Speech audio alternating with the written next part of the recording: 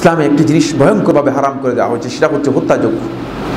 কিন্তু ইদানিং আমরা লক্ষ্য করে আসতেছি যে হত্যা এত ব্যাপকতা লাভ করতেছে, এটা মানুষের হবিতে মনে হচ্ছে যেন মানুষের একটা বিনোদনের বিষয়ে পরিণত হয়ে যাচ্ছে।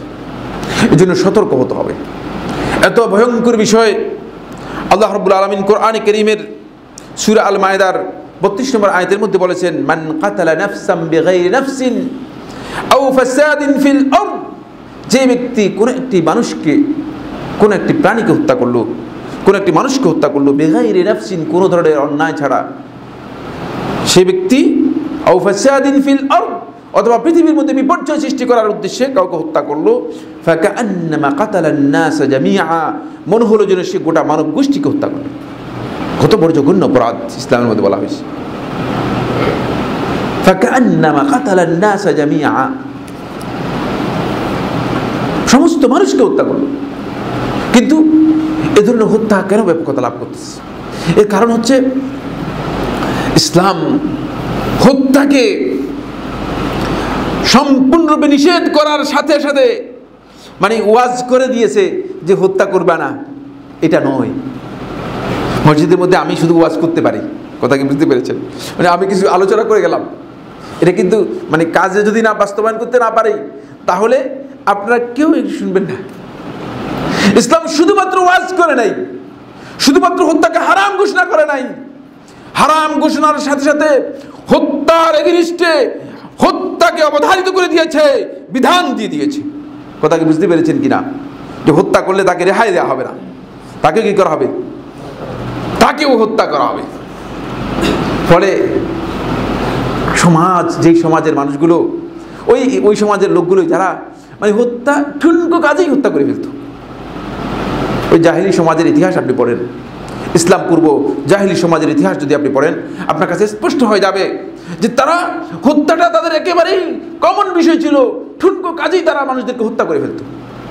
ঠিক এমনি প্রেক্ষাপটে মুহাম্মদ রাসূলুল্লাহ সাল্লাল্লাহু আলাইহি ওয়াসাল্লাম যখন ইসলামের বিধান নিয়ে আসলেন, বলে দিলেন যে ফাকান্নামা কাতালান নাস জামিআ, মনে হচ্ছে যেন সে গোটা মানব গোষ্ঠীকে হত্যা করলো।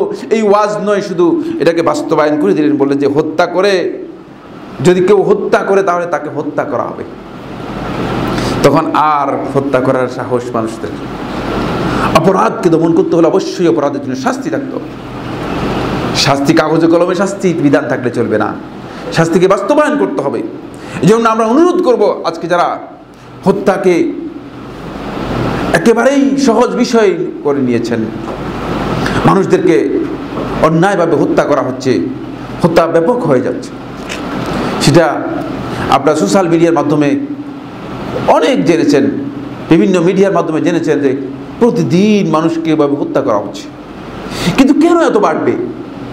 বাড়ার কথা না, এটা কমে যাওয়ার কথা। ওই বাড়ার মূল কারণ হচ্ছে একটাই, সেটা হলো এই হত্যাকে দমন করার যে প্রকৃতি, এই হত্যাকে দমন করার যে নির্দেশনা, সেই নির্দেশনার সাথে আমাদের কোনো সম্পর্ক নেই। সেই নির্দেশনার সাথে আমাদের কোনো সম্পর্ক নেই। এই জন্য আল্লাহর বিধানের কাছে আমাদেরকে প্রত্যাবর্তন করে আসতে হবে।